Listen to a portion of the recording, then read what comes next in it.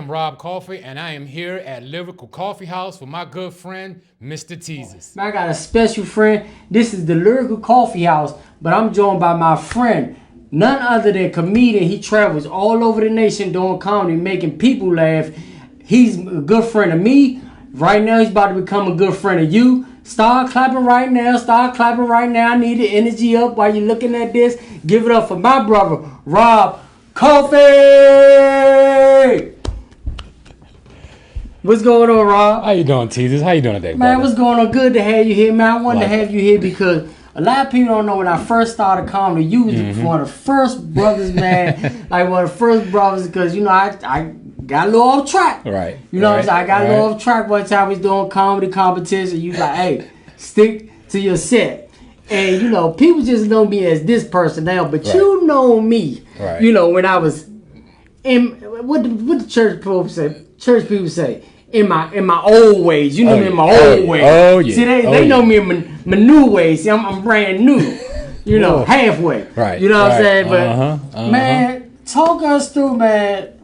First of all, I want to tell you thank you for always being here for me, like being, no doubt, you know, beyond comedy. Yes, just sir. being a true friend. Yes, sir. We talk every day. I mean, every day. We like the women on the phone, you know, like, but, you know, because as a black man, when you trying to do something, let's just take money and let's take the whole concept of being in entertainment out. Right. Just having a friend to talk to, man. I'm just glad that you always pick up the phone. Oh, yeah. Not after 9. I don't know what you're doing after 9, but for some reason after 9 you don't answer the phone. But I'm getting old, man. I got an early bedtime now, brother. Man, the 40s hit a little different. Yeah, man. they do. I'm learning that the 40s hit a little Yes, different. sir. Yes, sir. But being in comedy, how long you been in the comedy game? I've been in comedy about 2000 now, so about between 13 and 15 years. Okay, so talk. Everybody think you just get on the stage, that's it, and you made it. Talk us through the ups and downs. Let's go through the down parts. What are some of the down parts of comedy to you? To me, the down parts of comedy mainly is more about the behind the scenes, the politics behind it. Comedy itself, being on stage, is this, nothing can go wrong for me on stage. Even if I have a bad set, being on that stage and seeing people in the audience, nothing can go wrong for me. The part that I'm having issues with or concerns with is the politics behind it.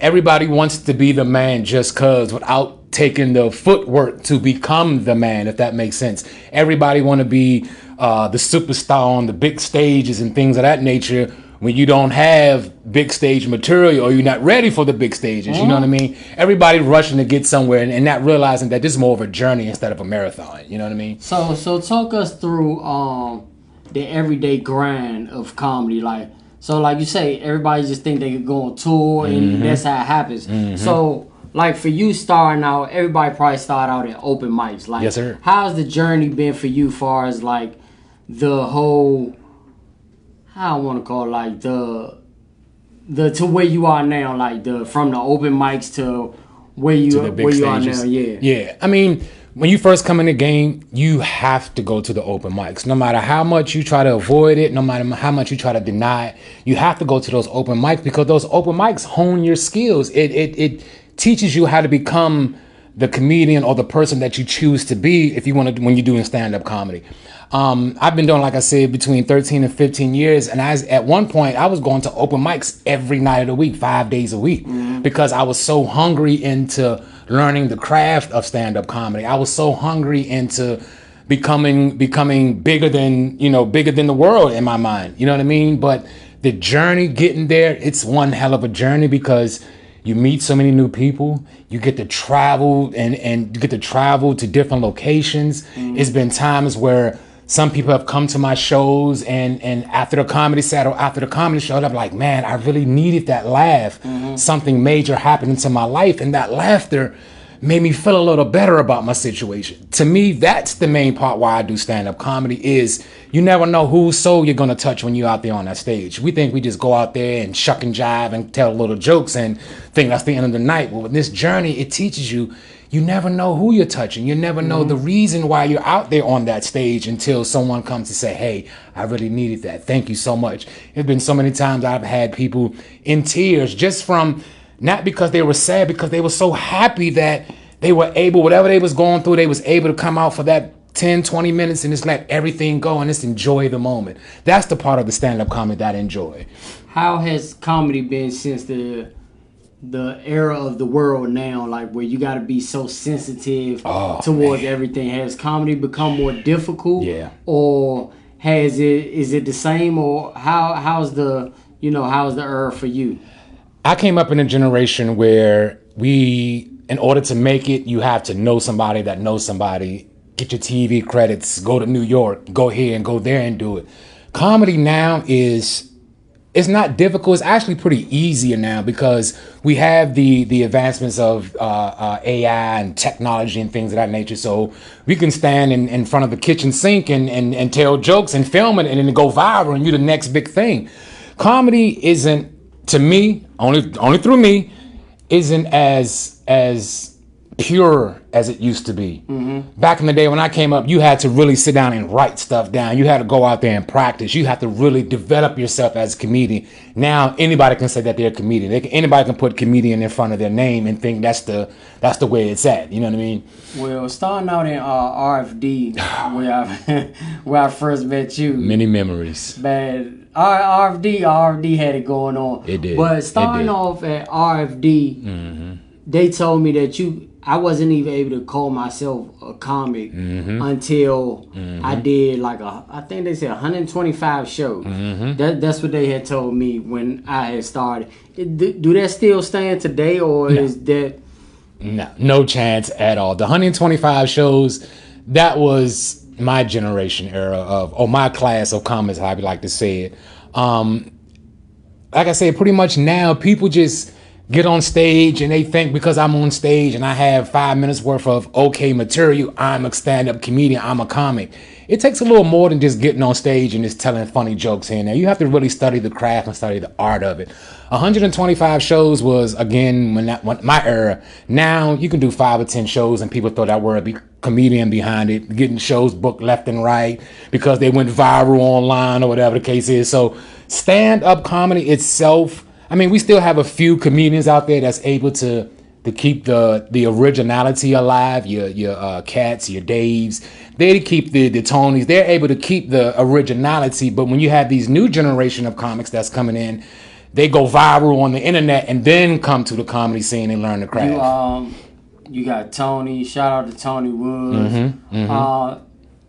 You got Thomas Terrell Jr. Right. Good friend. Yeah, me. Yeah, right. I'm always going to shout me out. Of course, you're supposed to. You're supposed to. Growing up in DC comedy, because so many great comedians come from DC, man. Yep, they say DC is the mecca of stand-up comedy. So how do you feel and what do you plan on leaving your legacy far as DC? Like, I'm not saying that you're just a DC comic, but like, of the long legacy when you got your Martin Lawrence, well, that's DMV, but you know, because he's from Maryland. But when you have people of that caliber and you get to work with people of that caliber, what do you take from those people and what do you add to what you learn?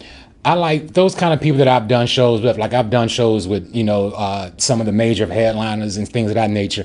And whenever I do shows with them, it's not, by me being a comic for so long, I kind of got an idea on what stand-up comedy is and how it should work. When I go to those kind of shows, I'm more of a student as opposed to a fan. When I go to shows and working with your Tony Woods and your Wandas and your Eddie B's and things of that nature, I'm a student to learn the art of stand-up comedy. Again, I always go back to the roots of everything. You have to learn from the pros in order to become as good as the pros. You have to learn from the masters to be a good student. I've always sit back and I pay attention on how they do things, and I take that, what I've gathered, and I take it to the ones that come after me, because every generation behind us is going to be the next big thing or the next thing that's coming up, and you always want to guide people and give them the right direction on the correct way of doing it, not what everybody assume it should be or what everybody thinks it should be. There's a right and there's a wrong way to do everything.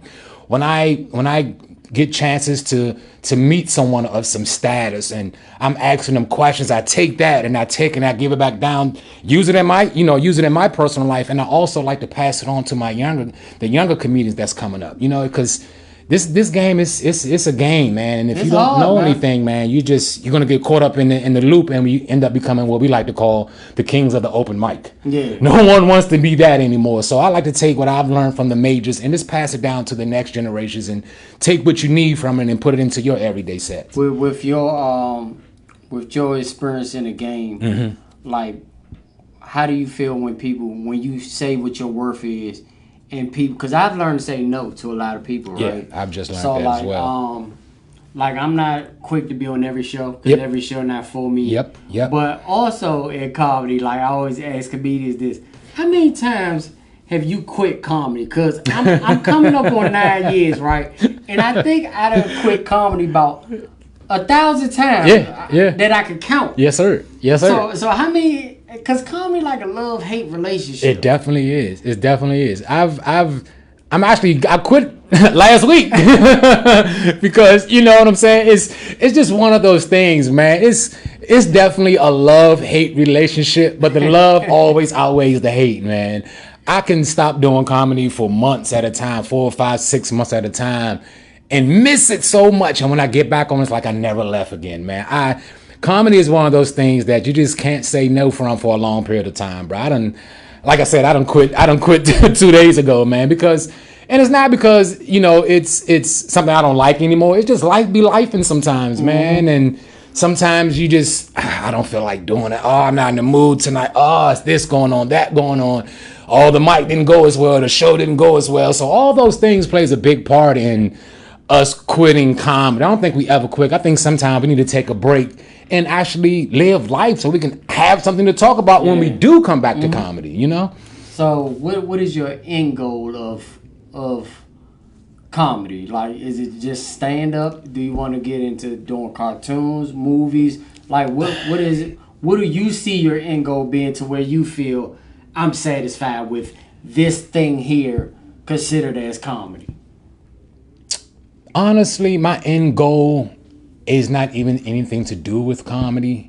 I think my end goal, I think I want to be a motivational speaker, and not necessarily as a motivational speaker as going to big events and say, hey, you're the lion and you can go out there and roar and take over the world. No, I don't want to be those kind of people. You know what I'm saying? It sounds good, but what's the next step after that? Okay, I'm a lion now. What I got to do now? You know what I mean? I think I want to be the kind of speaker that, one thing about me, anytime you've talked to me or asked me, and you've seen this myself because we do it all the time, I always push someone to follow their dreams. I push someone to follow whatever they believe in. So I think my end goal is to be a speaker to help people go out here and not be so scared of the end results, and have an idea or have a goal, a foundation to go after anything, go after something. You know what I mean? We go through life so much, and we see the big cars and we see the houses and we have millionaire friends and we know this and know that. And we're sitting here like, why am I different from this person? What do I need to do? Or what need to be motivation to get me to go out and do these things? I want to be that guy who's like, hey man, it's all within you. Go out here and just start somewhere. Once you start somewhere, you can go as far as you want to go, but we have to start. And you know that definitely, because I think I know what you're about to say now. Well, I'm glad for you. Yeah, finally, right? Finally, right? So the thing is, you have the tone and the voice, cause right? You know when you talk with so much passion. Yes, that's step number one. Yes, sir. You know, like, in order to be a good pastor, you gotta know how to speak. You gotta know how to move. Yes, sir. So speaking is the number one thing. Man, who would you say is this is a question, and it varies for all people. Who would be your Mount Rushmore of comedians? My Mount Rushmore of comedians, dead or alive, right? Yeah. Okay. Bernie, number one. Bernie Mac is number one in my book. Definitely Cat Williams. The new Dave Chappelle. I didn't like Dave Chappelle back in the day. I didn't really I liked his show, but it wasn't one of those things. Dave, Tony Woods, because I've worked with him so much and he gave me so much advice on on how to even do comedy. If we have a chance, I'll tell you a story about him one day. And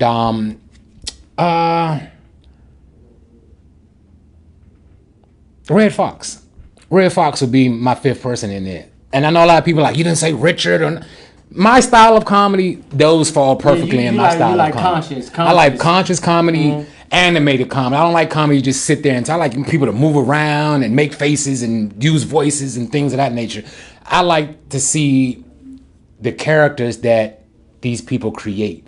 When we seeing Bernie Mac on TV, or when we seeing Tony Woods or your Dave Chappelle's, those are the characters that they created. Those the ones that we fall in love with. Those the kind of people that I enjoy watching. But when you look at those type of people, a lot of people don't realize that it starts with the stand-up comedy. Exactly. Then you take that into a movie or to a book or some things of that nature. Who was the one comedian that started you to be like, I want to do that thing there? You know what, honestly, I didn't really get deep into comedy until I got into comedy.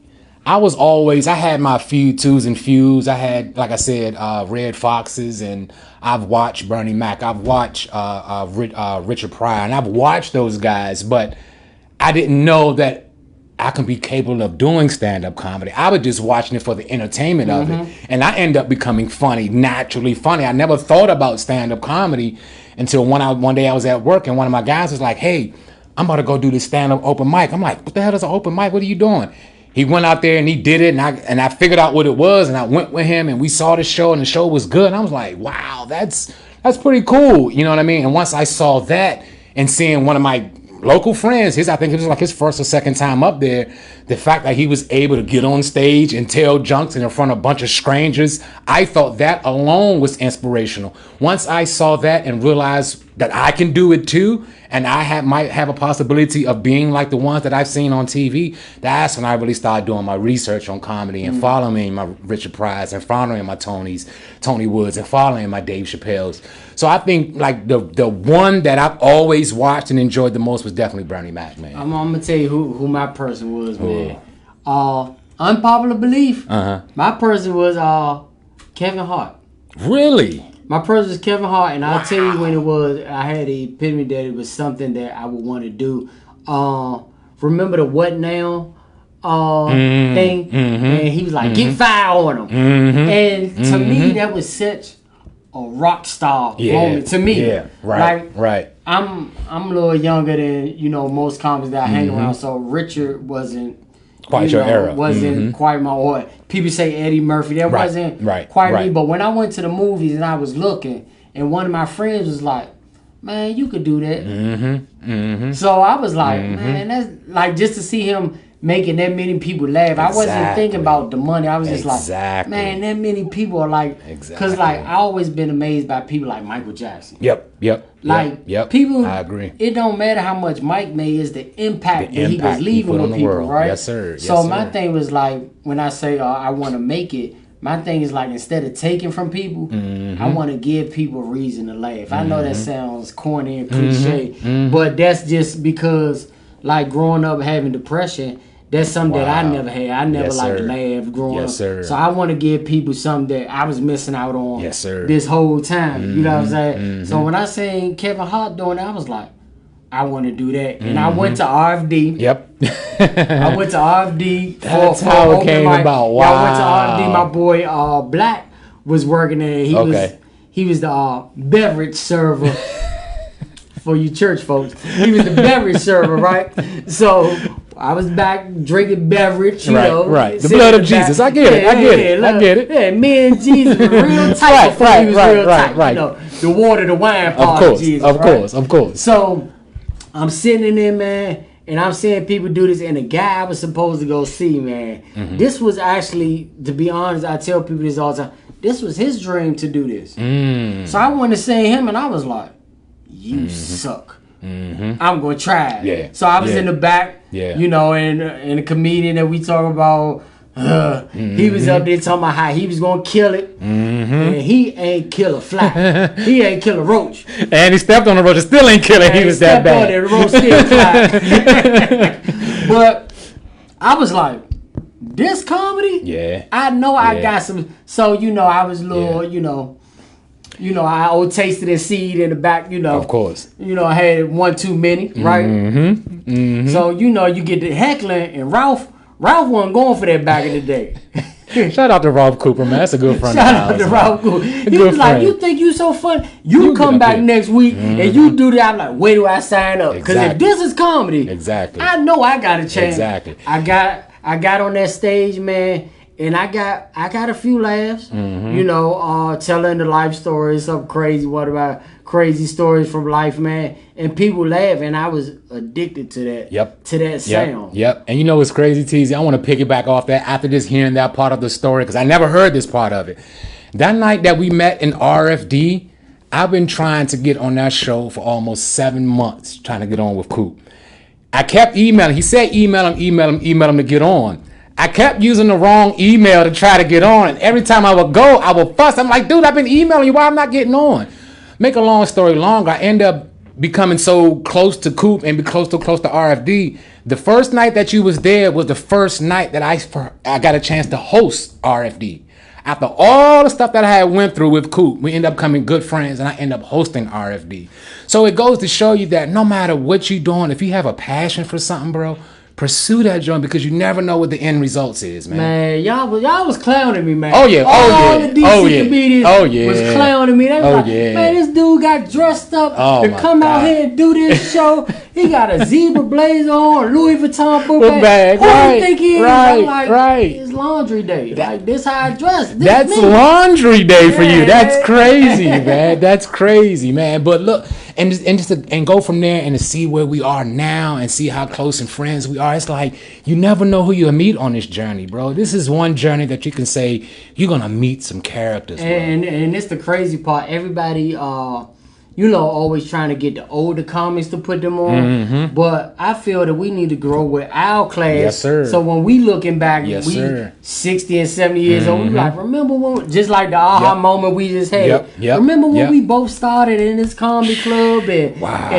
this and that, and so those are the moments that count. You know what I'm saying? When you can look back treasure. And you grow in those moments right there. Yes, sir. Man, the conversation dope. I don't want it to end, but we got to take a quick commercial break. We gonna come back with comedian extraordinaire. To me, he's been a mentor to me in the comedy game. Man, we've been having dope conversation. Man, a lot's been going on this week. A whole lot been going on. We ain't gonna speak on Shay in the shop. We gonna leave that part out the show. That's just a little crazy. That's a little bit too far. I do want to speak on two of the legends that we lost this week. James Earl Jones and also Frankie Beverly. Frankie Beverly, man. Everybody wearing white out the Labor Day for Frankie. Yes, sir. Shout out to y'all, man. I forgot to wear my hat. I ain't found a hat big enough that I can fit yet. But I'm going to get one. For sure. I'm going to get one. Seeing us losing legends, right? What that left impact? Were you like a James Earl Jones fan? Or yeah, definitely. You like a lot of stuff, like, because we don't find out stuff until a lot of people pass away. Like, even to the fact to where as though Darth Vader. Yes. I didn't know. I was like, I never knew that. I don't think it was him in the suit. But the voice. I'm talking the voice, y'all. I don't think James was in the suit. But the voice, like stuff like Lion King. Roots, the second part. Coming to America. Yeah, coming. Oh man, everybody know from Coming to America. His resume is so long. Exactly. Man, when people like that live life like, I can't be sad over things like that. You're not supposed to. And then, he was like 90 years old, I believe, right? And, people gone too soon. Like, how long you want me to stay? I'm like, how long do you want, Right. And Frankie Beverly, man. Man, that was a big one. Frankie Beverly is part of every, if you're black. Yes, sir. I don't care if you're Christian, what yes, you sir. are. Yes, sir. You know who Frankie Beverly Yes, is. sir. You get what I'm saying? Yeah, you gotta know the Frankie songs. been rocking. If you don't know no other song, you been to a black cookout before I Let Go get played. Before I Let Go. All generations know it. It was done before Beyonce. Yeah, it was. Yeah, it was. So yeah, for you youngins who looking at it like, so Frankie was the man. Like, so with those type of legacies, when you see black impactful band like that, that's why I asked you the question earlier. Like, what are you trying to leave as your impact on this earth? You get what I'm saying? Because I asked that because, man, a lot of people like, why you not further off? You ever, people always say that to you? All the time, bro. I know you hit when your next show. When your next show. You ain't coming. But anyway. but with those things, it's who your followers is. I'm realizing something because we wouldn't know who Frankie Beverly was if the people who love Frankie wasn't following him. Exactly. So I'm making the transition. That lets me know when we saying that people love us and they support us, how are you making my name greater? If are you speaking my name in these rooms? Are you in a room full of great comedians and say, you know what? I know a comedian. That'll fit perfect. Or are you at church and somebody looking to laugh and you say, hey, you know what? I know Teaser. Or you just gonna say, I feel what you're saying. You know, because Jesus only had 13 friends. One of them stabbed him in the back. There's always that one. And then there was one who denied him. You know, so you know, I got your back, Jesus. Right, Do you know Jesus? Right. No, I don't know. Exactly. But exactly right. Jesus was great, but what made Jesus greater was the people who put his name in rooms that never even heard about Jesus. Exactly. You're absolutely right on that. And that's one of the things that I really applaud those black men that were able to put such an impact on the world. James Earl Jones, again, we know that name. I don't care who you are, that deep bass voice. Yeah, that's a voice. That's a record. Man, that's what I always thought. That's what God must sound like right there. But you listened. That's the thing about it. You listen, and whenever he spoke, he said something of meaning. Frankie Beverly, we all know the song Before I Let Go. Oh, we know that part. When that part comes on, I don't care where you at, you have to sing it. And it's just their music and their spirit and their sound bring everybody together. That's what made them special. We can go out here and these young thugs and these young cats go out here and party hard, but when you go to the family, you know, the black cookout and old grandma playing that music, you're going to get up and you're going to boogie your feet. I don't care how much of a gangster you are.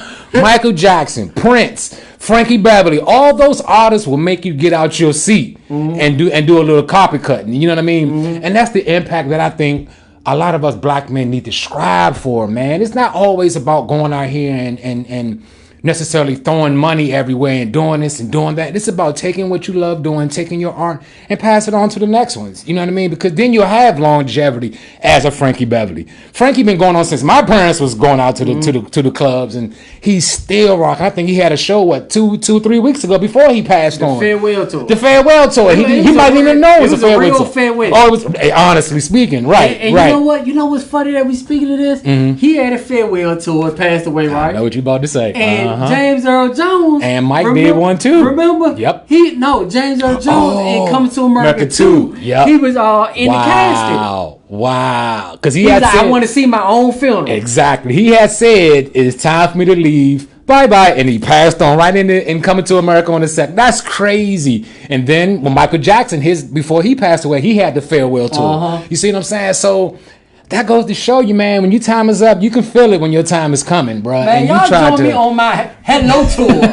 Welcome tour, right? Welcome to Teaser. That's all we ask for, just a little bit. You know what I mean? So when you're able to inspire people like that, man, I think that's really positive that black men are able to put such a heavy impact on the world and entertainment that a lot of people, sometimes all we need is a good song to make us feel better, or a good sign of motivation, or seeing somebody doing positive that make you want like, you know what, he done been through hell and high waters, but that young man is pushing, and that's what I respect about you, Teaser. Look, man, I don't want this conversation to end, but we gonna have to carry this on the phone, and y'all gonna miss half the good stuff. It's already been great, but you get what I'm saying. I want y'all to give it up for Rob Coffee. I appreciate and you, guess man. what? I love pouring into your dreams, of course, I love pouring into your dreams. Likewise. I heard your vision, what you trying to be. So guess what I'm going to do for you? What you going to do for me, bro? You get to speak to all the viewers something positive. You get the impact. If you want to be a motivation speaker, exactly. You can motivate them. Right. And then we go into a commercial break. I'm going to let you take this out, and then we go into commercial.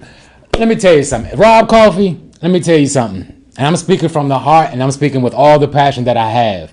Any dreams that you have out here, any ideas that you have, if you want to open a business, entrepreneur, go out there and do it, man. Don't worry about the end results. Don't worry if it's going to fail or if it's going to succeed, because every successful person out here has failed 3, 4, 5, 6, 7, 8, 9 times, and they still got up and keep pushing. If you have a dream, you have a goal that's deeply within your heart. I don't care if it's selling coupons to somebody. I don't care what it is. Go out there and push it and believe in yourself that you're going to make it. And I guarantee you, you're going to be something successful, man. If you ain't inspired after that, I don't know what to tell you. Give it out one more time for my brother, man. Love this guy to death. Rob Coffee. Yes, sir. Yes, sir, brother. Yes, sir. I appreciate it. We'll be back right after these commercials. Have a good one, guys.